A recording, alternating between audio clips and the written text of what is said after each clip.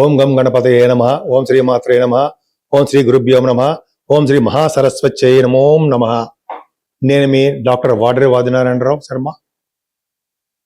ఇప్పుడు మనం జూన్ 2వ తారీఖు నుండి గురుడు కర్కాటక రాశిలోకి ఉచ్చ స్థితిలోకి వెళ్తున్నాడు.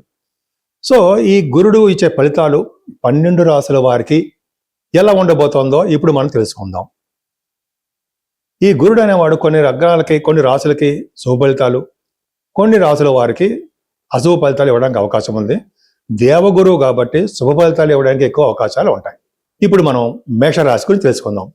మేషరాశికి అత్యంత రాజయోగకారకుడైనటువంటి గురుడు భాగ్యాధిపతి, అలాగే 12వ ఇంటి వాడుగా చతుర్థ భావంలోకి మారుతున్నాడు. ఎవరికైతే చతుర్థ భావంలో 7th హౌస్ లార్డ్, ఆ 9th house lord, 12th house lord, 7, 9, 12 స్థానాధిపతులు, ఇప్పుడు 7వ ఇంటి వాడు కాదు కాబట్టి 9, 12 స్థానాధిపతి చతుర్థ భావంలో మారడం వలన విదేశ పర్యటన చేయబోతున్నారు.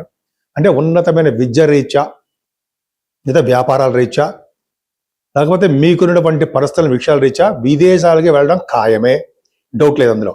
సరే, ముందర గురుడు ఈ కర్కాటక రాశి వారికి చక్కటి చదువు, అదృష్టాన్ని, వాహన యోగాన్ని, ఇంతకుముందు చాలా మంది అపార్ట్మెంట్స్ కొనుక్కుందామనో, గృహాలు కొనుక్కుందామనో, వాహనాలు కొనుక్కుందామని అనుకుంటుండేవారు. ఇప్పుడు అది ఫేవరబుల్గా ఉందండి. కొంతమందికి ఇళ్ళు అమ్ముకుందామని చూస్తుంటారు, భూములు అమ్ముకుందాం, భూములు అమ్ముడు పోవట్లేదని చాలా కాలం నుంచి వెయిట్ చేస్తున్న వాళ్ళు ఉన్నారు. నాకు ఫోన్ కూడా చేస్తుంటారు, అమ్ముడు పోవట్లేదండి కొన్ని భూములని. ఇప్పుడు వాళ్ళకి భూములు అమ్ముడు పోవడము, ముఖ్యంగా వేదశాస్త్ర విద్యలో బాగా రాణిస్తారండి. వేదశాస్త్రం ఉంటుంది కదా, ఆ వేదశాస్త్ర విద్యలో బాగా డెవలప్మెంట్స్ ఉంటాయి, ప్రాముఖ్యత సంపాదించుకుంటుంది వేదశాస్త్ర విద్య, ఖచ్చితం. అంతేకాకుండా సినిమా రంగంలో, మ్యూజిక్ రంగంలో ఉన్నారండి. ఆ మ్యూజిక్ రంగంలో ఉన్న వారికి బాగా, అంటే డైరెక్టర్స్, మ్యూజిక్ డైరెక్టర్స్ అంటాం కదా, వారికి సంవత్సరం పాటు, అంటే 2025 మే 2027 ఉంది, అప్పటి వరకు కూడా గురు ప్రభావం వలన సినిమా రంగంలో మ్యూజిక్, నృత్య కళాకారులకి, మ్యూజిక్ రంగంలో ఉన్న వారికి బాగా డెవలప్మెంట్స్ ఉంటాయి. అంతేకాదండి, రైతులు కూడా ఇక జూన్ 2వ తారీఖు నుంచి కూడా మేషరాశి వారికి అద్భుతమైన కాలము, పంటలు బాగా పండుతాయి. ముఖ్యంగా మీ తల్లిగారి యొక్క ప్రేమాభిమానాలు ఎక్కువ మీ మీద ఉంటాయి. ఆవిడ యొక్క ఆశీస్సులే కాకుండా ఆవిడ ఆదాయ వనరులు అవన్నీ పెరుగుతూ ఉంటాయి. ముఖ్యంగా విద్యార్థులకి చదువులో ఎటువంటి ఆటంకాలు లేకుండా బ్రహ్మాండంగా చదువుకుంటారనేది ఖచ్చితం. మీరు అనుకున్న యూనివర్సిటీస్లో కానీ, లేకపోతే కాలేజెస్లో కానీ మీకు సీటు రావడం తథ్యం. అంతేకాదండి, ఆ గురుడు ప్రభావం వల్ల కూడా ఉచ్చస్థితి గురుడు దశమస్థానాన్ని చూస్తాడు. మేషరాశికి దశమస్థానాన్ని గురుడు చూస్తాడంటే ఉద్యోగాల్లో అద్భుతమైన ఫలితాలు ఉంటాయి. ముఖ్యంగా ఫైనాన్స్ రంగం, ఫైనాన్స్ అండ్ అకౌంట్స్ అంటాం కదా, అంటే CA, CMA మనం అనుకుంటుంటాం. ఆ రంగంలో ఉన్న వారికి బాగా డెవలప్మెంట్స్, గుర్తింపు, గౌరవము దక్కుతుంది. అలాగే పొలిటికల్ రంగంలో ఉన్న వారికి కూడా మంచి పదవులు రావడానికి, ఎలక్షన్స్ ఉంటే ఎలక్షన్స్లో గెలవడానికి కూడా అవకాశాలు దశమంలో ఉన్న గురుడు, దశమస్థానాన్ని చూస్తున్న గురుడు ఇచ్చి తీరతాడు.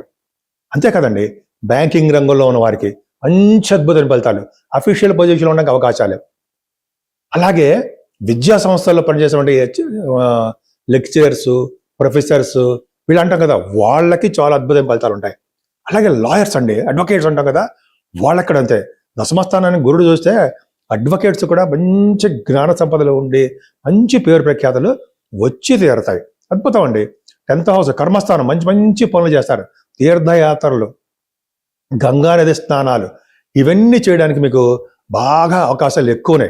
అంతేకాకుండా మీ శనీశ్వరుడు ఉన్నాడు కదా, మీకు 12వ భావంలో ఉన్నాడు. 12వ భావంలో ఉన్న శనీశ్వరుడు ఎప్పుడు కూడా ఫారిన్ కంట్రీస్ తీసుకెళ్తూ ఉంటాడు, అది ఖచ్చితం. అదేకాకుండా ఆ 12th హౌస్ లార్డ్ 4th భావంలో కూడా గురుడు ఉన్నాడు కాబట్టి ఖచ్చితంగా ఫారిన్ వెళ్తారండి మీరు.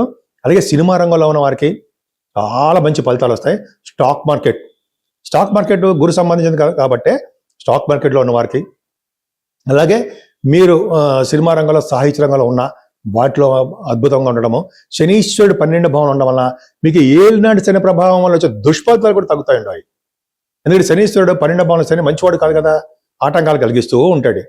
కానీ ఎప్పుడైతే గురు దృష్టి తన ఓన్ హౌస్ మీద, అంటే మీనరాశి ఓన్ హౌస్ కదా గురుడికి, ఆ హౌస్లో ఉన్నటువంటి శనీశ్వరుడు నా ఇంట్లో మీరు ఉన్నారనుకోండి, నేను చెప్పినట్టే వినాలంటాం కదా, అలాగా గురుడు యొక్క ఇంట్లో మీనరాశిలో ఇంట్లో శనీశ్వరుడు ఉన్నాడు, పైగా జలతత్వ రాశిలో ఉన్నాడు, గురుదృష్టి ఉంది అంటే, కాబట్టి శనీశ్వరుడికి గురుదృష్టి ఉండడం వల్ల శని వలన వచ్చే దోషాలు చాలా మటుకు పరిహారం అయి తీరుతాయి. అంతేకాకుండా లా రిలేటెడ్ సంబంధించినటువంటి కేసులు ఉంటాయి సరే, కోర్టు కేసులు కానీ, పోలీసుల కేసులు కానీ, ఇవన్నీ ఉంటే వాటి నుంచి కూడా మీరు బయటపడడానికే ఎక్కువ అవకాశాలు ఉన్నాయని ఖచ్చితంగా చెప్పచ్చు. గురుడు మారడం గురించి చెప్పుకున్నాడు కర్కాటక రాశిలోకి.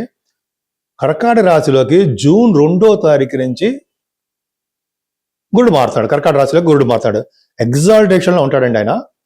పైగా ఆయన 30 అక్టోబర్ 2026 అక్కడి వరకు ఉంటాడు. అంటే ఒక సుమారుగా 150 రోజుల పాటు కర్కాటక రాశిలో ఉండబోతున్నాడు, ఉచ్చస్థితిలో ఉంటున్నాడు.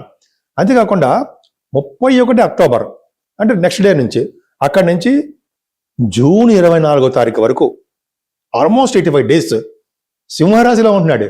సింహరాశిలో మిత్రక్షేత్రంలో అద్భుతమైన ఫలితాలు కూడా ఇస్తాడు. ఆయన వక్రగతిలో కూడా ఉంటాడు. వక్రగతిలో ఉన్నటువంటి శుభుడు శుభ ఫలితాలు రెట్టింపుగా ఇస్తాడని శాస్త్రం చెప్తాను, నేను చెప్పడం కాదు, చూపించమని చూపిస్తా కూడా. అంత కాన్ఫిడెన్స్. అంటే శుభగ్రహాలు వక్రిస్తే శుభ ఫలితాలు, చెడు గ్రహాలు అంటే శనీశ్వరుడు గ్రహాలు వక్రిస్తే చెడు ఫలితాలు ఎక్కువగా ఉంటాయని తెలిసిపోతుంది మనకి. తర్వాత ఆల్మోస్ట్ 25వ తారీఖు జనవరి అంటే 24 జనవరి వరకు సింహరాశిలోను, 25th జనవరి నుండి 25th మే వరకు కూడా అంటే 152 డేస్ అనుకోండి, ఆల్మోస్ట్ 152 డేస్ ఉంటుందండి. మళ్ళీ కర్కాటక రాశిలోకి వచ్చేస్తాడు వక్రగతిలో ఉండి. తర్వాత మళ్ళీ అవన్నీ చెప్తాడండి వక్రగతిలో, మళ్ళీ అప్పుడు చెప్పుకుందాము. వక్రగతిలో ఉండి మళ్ళీ కర్కాటక రాశిలోకి వచ్చేస్తున్నాడు. అంటే యాజ్ రీజ్గా ఫస్ట్లో జూన్ 2వ తారీఖు ఎలా ఉన్నాడో అలాగే మళ్ళీ కర్కాటక రాశిలోకి వచ్చేస్తాడు. అంటే మధ్యలో కొన్ని రోజుల పాటు 85 డేస్ సింహరాశిలో ఉంటాడు. సో ఈ విధంగా మొత్తానికి ఆల్మోస్ట్ ఆయన కర్కాటక రాశిలోను సింహరాశిలోనూ ఉంటాడండి. 150 రోజులు కర్కాటక రాశిలోను, మళ్ళీ సింహరాశిలోనేమో ఆల్మోస్ట్ 152 డేస్ సింహరాశిలోను, 85 డేస్ సారీ, కర్కాటక రాశిలో ఉండడము 150 డేస్, సింహరాశిలో ఉండడము 85 డేస్, అలాగే మళ్ళీ కర్కాటక రాశిలో రావడము 152 డేస్. సో ఏదేమైనా ఈ కర్కాటక రాశిలో ఉన్న గురుడే శుభ ఫలితాలు అద్భుతంగా ఇస్తాడు అన్నది సందేహం లేదు. ఈ విధంగా మారుతాడండి. అసలు మనం ఏ రెమెడీస్ చేసుకోవాలి? అవునా, 12 రాశుల వారికి గురు ప్రభావం ఉంటే ఏ రెమెడీస్ చేసుకోవాలి? గురుడు ఎవరు కారకుడు అండి? గురుడు అంటే జ్ఞానకారకుడు, సంపదల కారకుడు, విద్యాకారకుడు, పుత్రకారకుడు, పుత్రులనే ఇస్తాడు. దశమంలో గురుడు అంటే పుత్రులను ఇస్తాడు. అలాగా సంతానం, పుత్రులని సంతానం కూడా ఇస్తాడు. గురుడు వలన దేవగురు కదా, ఆయన ముఖ్యంగా జ్ఞాన సంపదను ఇవ్వడంలో మనకు అద్భుతం. మరి జ్ఞాన సంపద రావాలంటే ఎవరండి?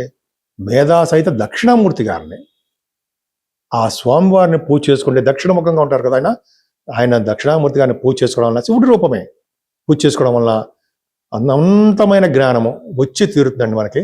సో దక్షిణామూర్తి గారిని పూజించడం మానకూడదు సంవత్సరం పాటు. అంతేకాకుండా శివుడికి అభిషేకాలు, గురుడు వలన శివుడికి అభిషేకాలు చేసుకుంటూ ఉండాలి. అన్నిటికంటే ముఖ్యము గురువుగారు లేక పాద పూజ. గురువుగారులు పీఠాధిపతుల్ని మనం కలిసి తీరాలి, కలిసి వాళ్ళ యొక్క ఆశీస్సులు తీసుకోవాల్సిందే. గురువుగారి యొక్క ఆశీస్సులు ఎప్పుడు తీసుకుంటామో గురుడు యొక్క ఆశీస్సులు కూడా మనకు ఉంటాయి. వేదవ్యాస మహర్షి కదండి, వేదవ్యాస మహర్షి వారిని పూజించడం సర్వ శుభాలు కలుగుతాయి. గురుడు అంతే కదండి, మనం ఫస్ట్ గురువు గారిని పూజించాలి, తర్వాత దేవుణ్ణి. కాబట్టి గురువు గారిని వాళ్ళ యొక్క ఆశీస్సులు తీసుకుంటూ వాళ్ళు చెప్పింది చేసుకుంటూ మనం మిగతా రంగాల్లో ముందుకెళ్తూ ఉంటే సరిపోతుంది. అంతేకాకుండా విష్ణు ఆలయ దర్శనాలు, అమ్మవారికి ఆలయ దర్శనాలు చేసుకుంటూ సరిపోతుంది. ఎక్కువగా దక్షిణామూర్తి గారిని కొలవడం వల్ల సర్వశుభాలు సర్వసుఖాలు కలిగి తీరుతాయి.